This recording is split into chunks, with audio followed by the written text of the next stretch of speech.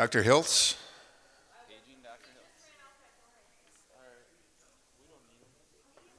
For this, we don't. We're going to get moving here. We're back in session. First of all, it's agenda item number 14.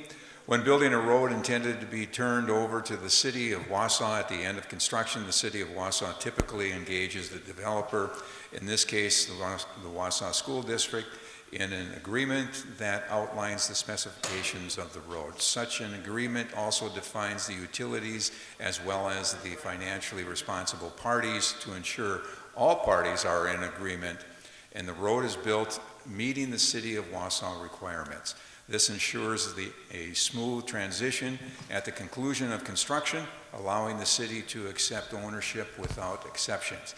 The attached draft substantially illustrates the intended agreement. If substantial changes arise before final agreement, administration will bring the agreement back to the board. This has been talked about previously. Larry, would you like to finish up and add anything to it? Well, that was pretty complete.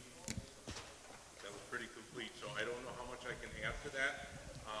In a nutshell, if I had to summarize what this document means, it's that the school district agrees to construct the road in accordance with the city's design criteria so that they'll take over and own the street at the end of the project. It's pretty straightforward. It's a little bit of an anomaly because normally school districts aren't developers. Right. We're school districts. So this agreement is a little bit pared down from what you would see with a developer because a developer is going to obviously take that to a greater extent than we are. We're simply building a street that conforms with the city's requirements to the extent we need the utilities and we need the services the street provides. I remember you presenting that to us once before, some of the procedural things that had to take place. Right. Yeah. So, go ahead and make the motion to approve the well, let me just, document. before you Okay, say sorry. anything, let me go with a motion here so we can get this going. All right, I'm seeking a motion. I'm seeking a motion to approve the Wausau School District's agreement with the city in agreement with the project at Hawthorne Hills Elementary. No, somewhere in there, the motion says to give us the authority to proceed with finalizing the agreement. Yeah, Can I read it? I can read it. Can I read it? Or- go ahead, because that's not, I'll make the motion and take Corey's thunder. I make the motion to grant administration the authority to sign the final developers agreement regarding the road construction project at Hawthorne Hills Elementary. A second. now you got it. Any questions? If not, all in favor? Aye. Opposed? Motion so carries. Okay, next, AGR Annual Report. Dr. Caldwell, Julie Schell, Dr. Rauscher, John Uding, and AGR principals will give a brief presentation, so go ahead. Good evening again. I'm here presenting the AGR mid-year report, which we annually have to do for the district. And yes, Michelle is here, and the 6 AGR principals are also here with us. If we go to the next slide, it talks about the 2 assessments that we use for the district. We use FastBridge and iReady. We use iReady Reading for 3-5, and then iReady in Ks 1 through 5. FastBridge we use in K1 and then in grade 2. Both assessments provide students progress toward the end of the year benchmark. Thank you. Looking at the next series of slides, it just shares with you, it's a combination of all 6 AGR schools. So here is data for K1 early reading, the English composite subtest. And as you can see that on the left-hand side is kindergarten, there's an upward trend. On the right-hand side is first grade, again, another upward trend. The next slide is grade 2A reading.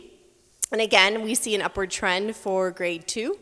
On the next slide is a combination of reading in grades 3, 4, and 5. And as you can see, 3rd and 5th grade, there is an upward trend, but 4th grade, there's a slight downward trend. Going on to the next slide, iReady Math Diagnostic in K1, all GR schools combined again in kindergarten. it is an upward trend. In first grade, there's a slight decrease. And when we look at some of those decreased trends, thank you, John. Looking at first grade, for instance, like it's such a small amount. So sometimes fall to winter, the expectations for the students are greater or higher. So there's oftentimes a slight decrease during that winter benchmark. When I did the data, this ended up being about 8 students that caused that downward trend. So it's not a significant number. So I don't want you to be alarmed that there's a downward trend in first grade in math. Like that's a huge concern. Obviously, we want to support our students and our staff to get that trend going upward by the end of the year. The next slide shows iReady Math Diagnostics for grades 2 and 3, and both of them show an upward trend. And then the last slide for math, we have 4th grade with a slight decline again, going from that fall to winter, and then 5th grade is an upward trend.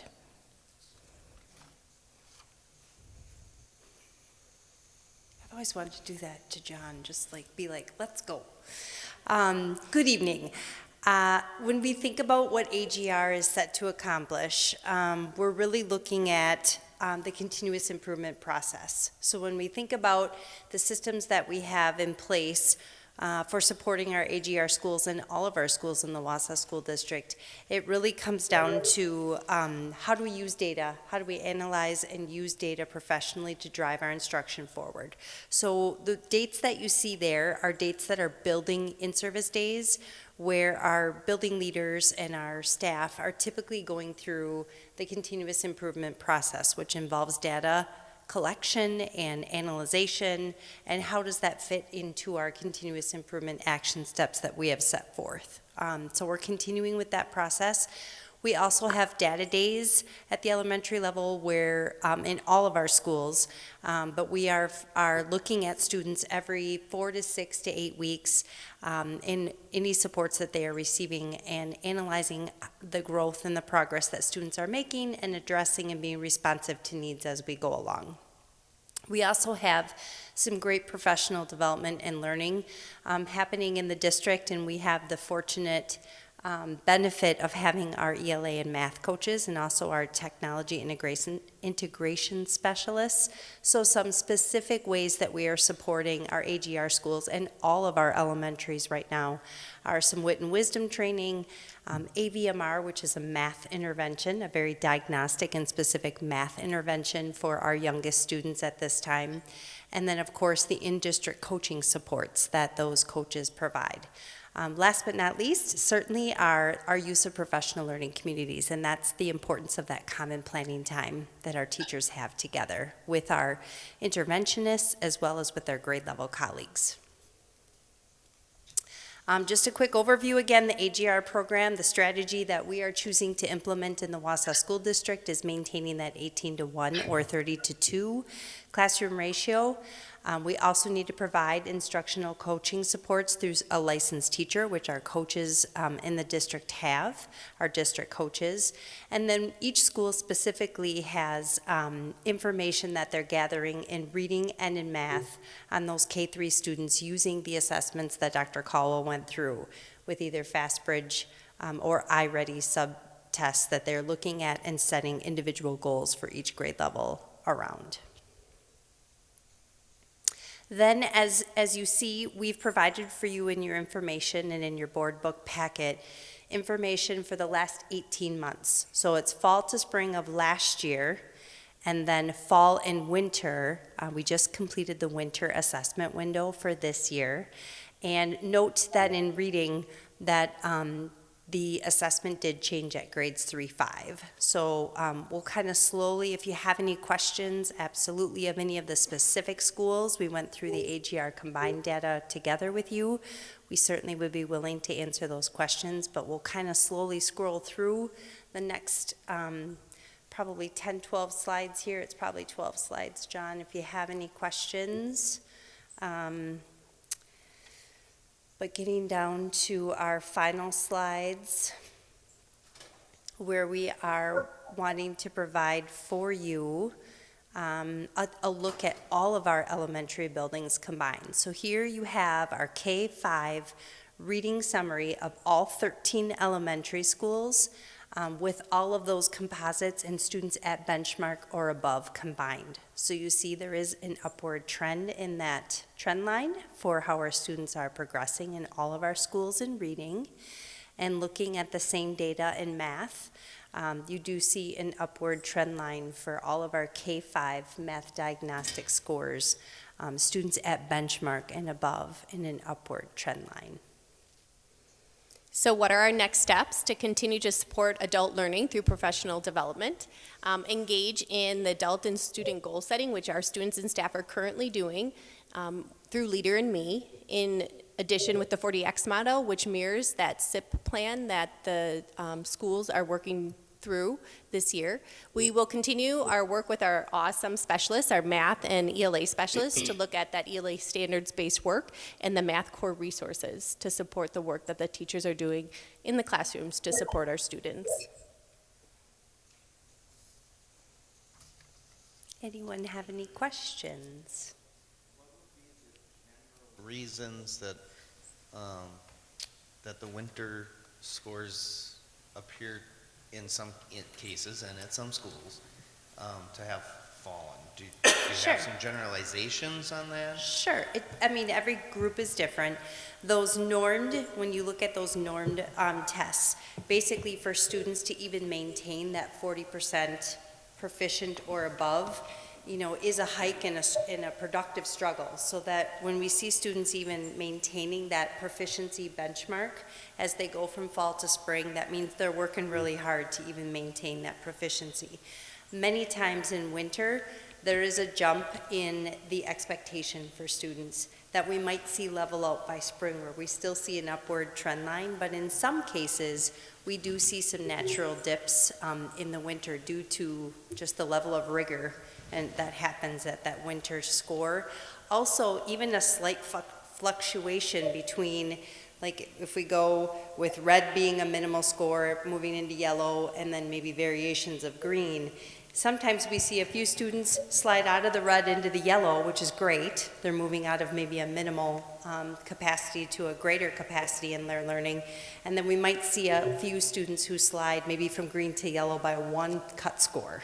You know, so you might see yellow increase when really it might have been 6 students or 7 students or just one level of a cut score that put them, you know, greater out of red, but yellow expands because you grabbed a couple from red, which is great, but you might have lost a couple in a cut score from green. So the variations can be slight, but those can cause those slight percentage decreases at winter and at spring, really at any time of the year. Are any of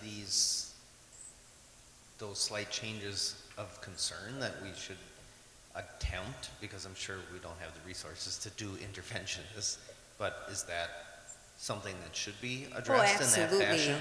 Yeah, absolutely. Our staff is working really hard with our building leadership to analyze that data. Like I said, every 4 to 6 weeks, our schools are looking at data, looking at students who are currently being progress monitored in strategy groups, you know, right within the classroom, getting additional supports, not only with our Title EL or special education students, but students in the regular education classroom as well in Tier 1 instruction.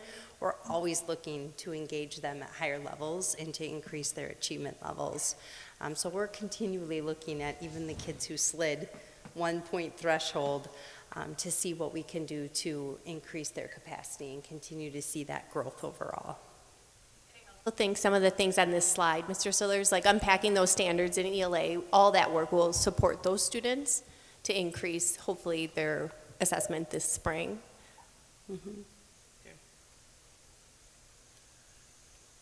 Lance, did you have a question? I think I used my allotted time tonight, so I'll hold it. Nice way of putting it. Okay, thank you very much, ladies. Yes, you're Greatly welcome. appreciate Thank you. that.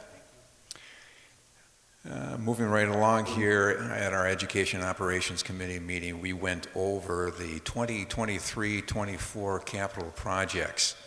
With that, to expedite a little bit, I'm going to go right to the motion since we've already gone over this. I'm seeking a motion for approval of the 2023-2024 capital projects and corresponding budget. So move. Second. Any questions? If not, all in favor? Aye. Opposed? Motion carries. Next item. Also, we talked about the approval list of the legal counsel access for 2023-2024. Presented summary list and legal firms the district makes use of for the variety of necessary legal needs. I'm seeking a motion to approve the attached list of law firms and board, and the district shall access for legal services deemed necessary by the superintendent of schools or his or her designee. So moved. All in favor? Aye. Aye. Opposed? Motion carries. Continuing right along here, are there any professional growth and development reports from the board members? If not, our legislative liaison, Mr. Webster, will deliver legislative liaison update. I emailed a report to everyone. The delegate assembly was practiced for tonight's meeting. It was a marathon session that didn't get to all the resolutions, and we had to discontinue because there wasn't a quorum at 5 o'clock. The one thing that was important to note was that the free hot meal resolution that we had discussed was defeated. Right now, the legislature and the governor and DPI are all working on budgets. That's the thing we're going to be paying attention to. If you want to follow that, there are going to be webinars on every Friday and starting the 24th. And there will be a day at the Capitol on Wednesday, March 22nd, if anybody wants to go down and have an opportunity to meet with your legislator about the budget. And that's all I have. Thank you. Dr. Hiltz? Yep. Just a quick note that this Wednesday is School Resource Officer Appreciation Day, and they are a really important part of our staff team. So we will show them some appreciation on Wednesday. Appreciate that. Thank you. Well, you don't have a proclamation to read, but I do. State of Wisconsin Office of the Governor proclaims Wisconsin School Bus Driver Appreciation Week. So I will read, whereas more than 13,000 school bus drivers in the state of Wisconsin travel more than 144 million miles a year to safely transport hundreds of thousands of students to and from school every day, and whereas drivers, managers, and operators of school buses practice and promote the highest standards to guarantee the protection of their passengers, and whereas the Wisconsin School Bus Association, through its board of directors, pledges its full and dedicated cooperation with the Wisconsin Department of Transportation's Bureau of Transportation Safety, Division of Motor Vehicles, and State Patrol, as well as the Wisconsin Department of Public Instruction, schools, law enforcement agencies, parent-teacher associations, CISAs, and other organizations throughout the state in promoting public awareness of the importance of school bus transportation. And whereas this week, the state of Wisconsin joins all Wisconsinites in thanking school bus drivers, managers, and operators across the state for the critically important work they do to ensure Wisconsin students have a safe and reliable way to get to and from school every day. Now, therefore, I, Tony Evers, Governor of the state of Wisconsin, do hereby proclaim February 13th through February 17th, 2023, as Wisconsin School Bus Driver Appreciation Week. Throughout the state of Wisconsin, I commend this observance to all our state's residents. And I can thank him for doing that because our bus drivers are well appreciated. Thank you. I would like to reference the written board member liaison district activity report and ask that this report be entered into the official record. Thank you. I'm seeking a motion to adjourn. All in favor? Aye. Aye. Opposed? Motion carries. Thank you very much, everybody, for a wonderful evening.